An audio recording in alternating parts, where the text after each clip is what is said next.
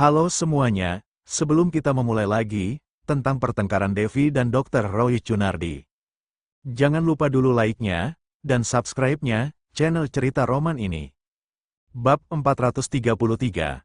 Setelah tampak ragu-ragu sejenak, lalu Dr. Jose mencondongkan tubuhnya ke arah Devi dan berbisik, "Nona Devi, apakah Reva mengancammu? Ada masalah apa? Katakan kepadaku. Tidak ada yang tidak bisa aku lakukan di rumah sakit ini. Asalkan aku mau, aku bisa membuat Reva keluar dari sini kapan saja." Devi merasa sangat marah. Dia hanya ingin membangun citra diri yang baik di depan Reva.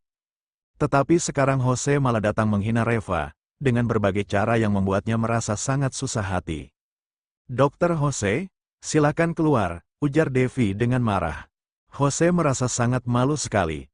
Lalu sambil menggertakkan giginya dia berkata dengan serius, "Oke, karena kau tidak menerima sanjunganku, anggap saja aku yang terlalu narsis, aku kasih tahu ya, bahkan dekan di rumah sakit ini pun setidaknya masih harus menghormatiku.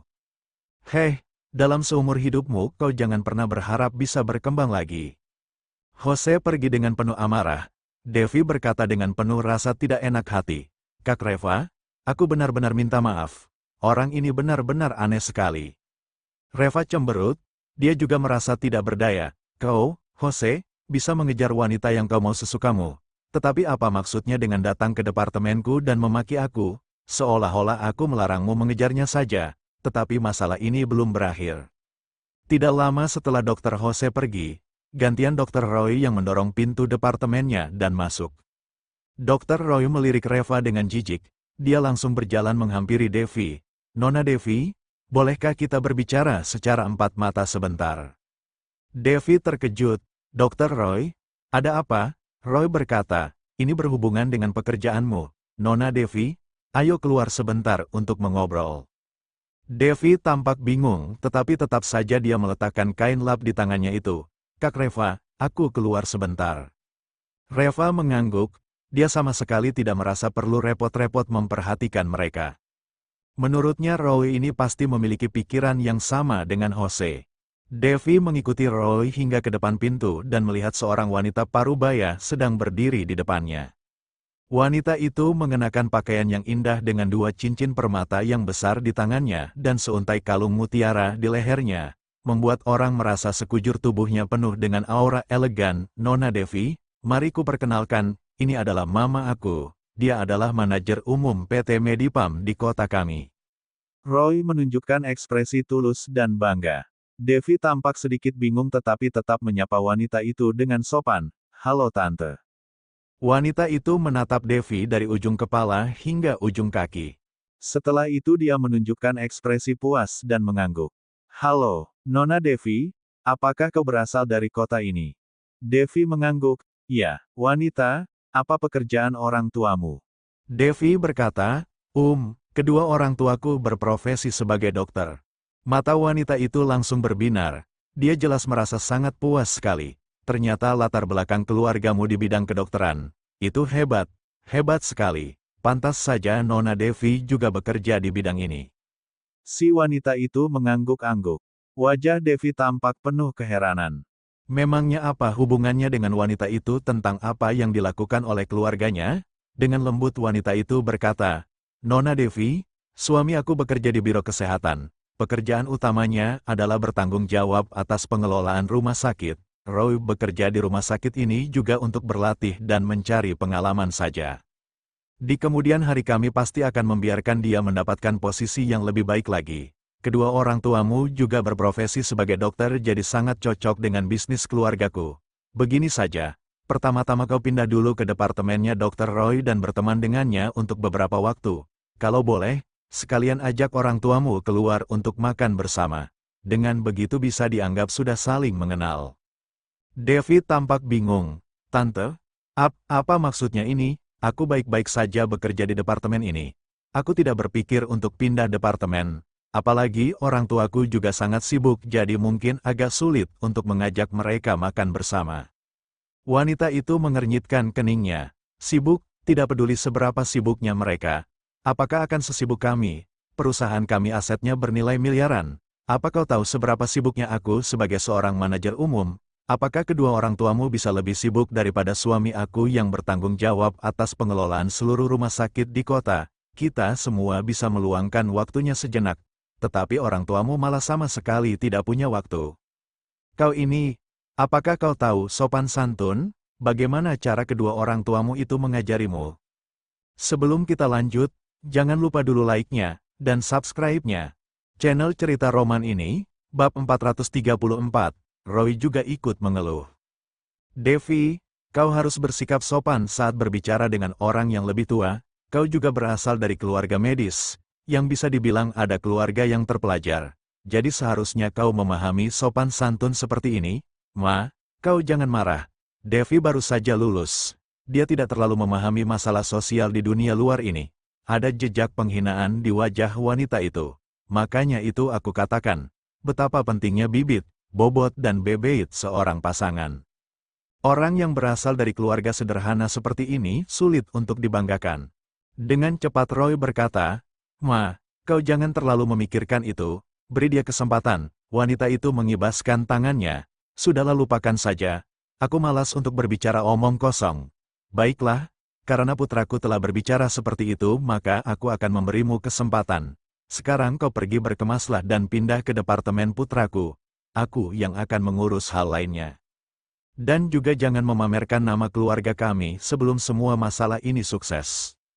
Dan pada saat ini, Devi baru mulai mengerti sedikit lalu dia langsung berkata, tunggu sebentar, Tante, apakah kau ingin aku menjadi menantu keluargamu?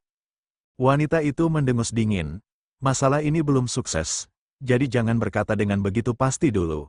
Meskipun profesi kedua orang tuamu tidak ada masalah, tetapi jika dibandingkan dengan bisnis keluargaku, itu masih agak sedikit lebih buruk. Kau bisa menjadi menantu keluargaku atau tidak, itu tergantung dari kinerjamu sendiri. Roy juga ikut mengangguk-angguk. Devi, sebenarnya papaku ingin aku menikah dengan putri dari seorang direktur perusahaan. Tetapi aku benar-benar tidak memiliki perasaan sama sekali kepadanya. Aku sudah jatuh cinta kepadamu sejak pertama kali aku melihatmu. Kau harus bersikap baik agar kedua orang tuaku bisa menerimamu.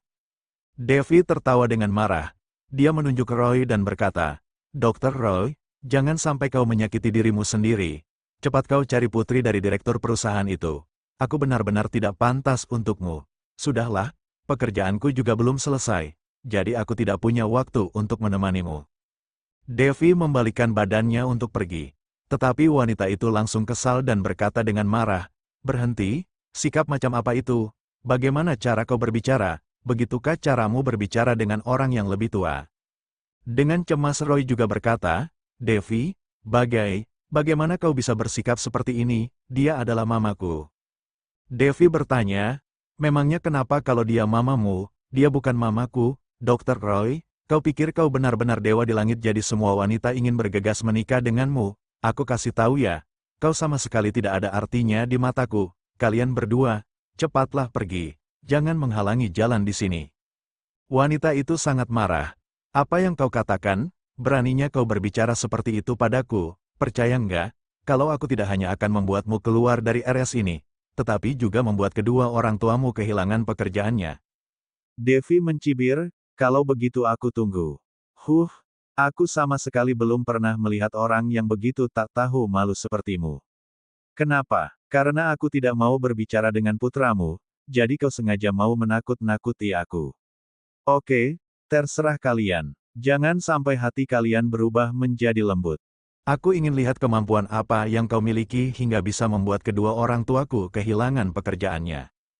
Wanita itu sangat marah dan langsung meraung. Dasar jalang, kau sendiri yang memintanya ya. Oke, tunggu saja, aku akan membuatmu berlutut dan memohon di depanku. Roy, ayo pergi, wanita seperti ini tidak pantas menikah ke dalam keluarga Gunardi kita. Roy melirik Devi dengan tatapan kecewa. Devi, kecantikan itu bukan segalanya. Ada banyak orang cantik di dunia ini, tetapi hanya sedikit yang benar-benar bisa menikah ke dalam keluarga konglomerat. Apa kau tahu kesempatan seperti apa yang telah kau lewatkan? Devi tertawa dengan terbahak-bahak hingga dia tak bisa berdiri dengan tegak. Aduh, aku memang benar-benar tidak tahu. Ternyata aku telah melewatkan kesempatan untuk menikah ke dalam keluarga konglomerat. Ceka-ceka. Sepertinya aku benar-benar kurang beruntung. Dr. Roy, terima kasih atas kebaikanmu. Tetapi, keluarga konglomerat sepertimu, sudahlah lupakan saja. Hahaha. Sebelum kita lanjut, jangan lupa dulu like-nya, dan subscribe-nya. Channel cerita roman ini, bab 435, Roy dan mamanya sama-sama bisa melihat nada ejekan dari ucapan Devi. Wajah mereka berdua langsung pucat pasi. Wanita itu memaki, dasar jalang, beraninya kau menertawakan kami. Heh, tadinya aku pikir masih mau memberimu kesempatan. Tetapi sekarang sepertinya wanita sepertimu ini, sama sekali tidak bisa diberi hati. Untung saja putraku tidak menikahimu. Kalau tidak, pasti akan membuat malu keluarga Cunardiku saja. Roy juga mengangguk-angguk. Dia menggerakkan giginya dan berkata, ya, hanya seorang yang tidak ada kerjaan dan malas-malasan saja. Orang sepertimu sama sekali tidak pantas berada di RS. Devi, kau dengarkan aku, kau telah dipecat. Sekarang kemasi barang-barangmu dan keluar dari sini. RS ini bukan rumahmu.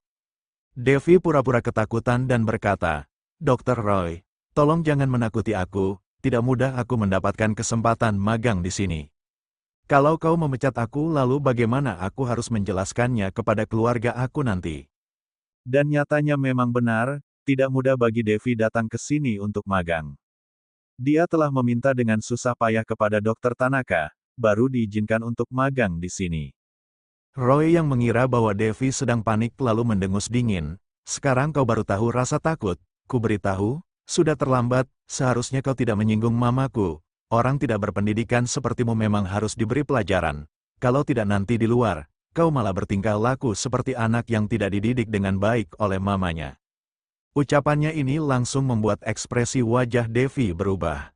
Lagi pula, debat ya debat saja, mengapa harus menyangkut pautkan mamanya? Roy, perhatikan ucapanmu saat berbicara, seru Devi dengan suara berat. Jika menuruti perangainya yang seperti biasa dia pasti tidak akan bersikap sungkan kepada Roy. Tetapi, setelah insiden yang terjadi di Villa Connor pada waktu itu, emosi dan perangai Devi sudah banyak berubah. Apalagi sekarang dia berada di depan Reva, Devi tidak ingin membuat kesannya semakin buruk di depan Reva. Wanita itu langsung memelototinya, kau suruh siapa perhatikan ucapannya? Hah, seorang perawat magang saja berani berlagak, kau kira kau sudah menjadi perawat tetap? Aku kasih tahu ya, meskipun kau sudah menjadi perawat tetap pun, kalau aku menginginkan kau keluar dari sini juga kau tetap harus keluar. Orang seperti kau sama sekali tidak pantas diperlakukan sopan oleh kami. Devi merasakan amarah di dalam hatinya, tetapi pada akhirnya, dia juga tidak mengeluarkan emosinya itu. Hebat, hebat, kalian memang luar biasa. Aku tidak mampu menghadapi kalian, jadi lebih baik aku menghindar saja dari kalian. Oke, kalian berdua, silahkan lanjutkan. Aku pergi dulu. Devi kembali ke kantornya dengan ekspresi kesal. Orang-orang macam apa sih mereka itu? Kak Reva, mengapa ada begitu banyak orang ajaib di rumah sakitmu? Reva yang baru saja ingin berbicara tiba-tiba melihat si wanita tadi masuk bersama Roy ke kantornya. Mereka berdua sangat marah ketika mendengar ucapan Devi. Dengan marah wanita itu berteriak, siapa yang kau sebut ajaib itu? Dasar jalang, bagaimana cara kau berbicara? Hah, beraninya kau memaki di belakang kami. Biar aku kasih tahu ya, masalah hari ini tidak dapat diselesaikan hanya dengan kau meninggalkan rumah sakit ini begitu saja. Roy mendelik kepada Reva dan berkata, Reva, apakah dia adalah perawat di departemenmu? Kau bisa mendidik orang baru atau tidak? Memangnya kau tidak tahu bahwa setiap orang baru yang datang ke RS ini, setidaknya harus menghormati para dokter di RS ini, dan di mana kepatuhan dari orang-orang yang kau didik ini? Reva, aku harap kau bisa memberiku penjelasan. Devi tampak sedikit panik lalu dengan cepat berkata, kalian jangan sembarangan ya, ini masalah aku denganmu. Kalau ingin menyelesaikannya, kita sendiri saja yang menyelesaikannya. Siapa yang menyuruh kalian mencari Kak Reva? Saat wanita itu mendengarkan ucapannya itu langsung tersenyum, Kak Reva. Kalau mendengar nada bicaramu ini sepertinya kalian memiliki hubungan yang baik, kan? Oh, kau menggunakan koneksi anak ini untuk bekerja di RS ya? Roy mencibir, Reva, kau sudah bisa mengatur orang untuk bekerja di RS ya sekarang? Kalau aku tak salah ingat, sepertinya setengah bulan yang lalu, kau masih jadi petugas kebersihan toilet RS, kan? Ayah mertuamu kan yang mengirim sejumlah uang kepada Justin, wakil dekan RS itu. dan setelahnya kau ditempatkan di departemen ini. Jadi sekarang kau merasa sudah hebat. Yah, memangnya kau tidak tahu bagaimana situasimu yang sebenarnya. Jangan lupa like, subscribe, dan bunyikan tanda loncengnya.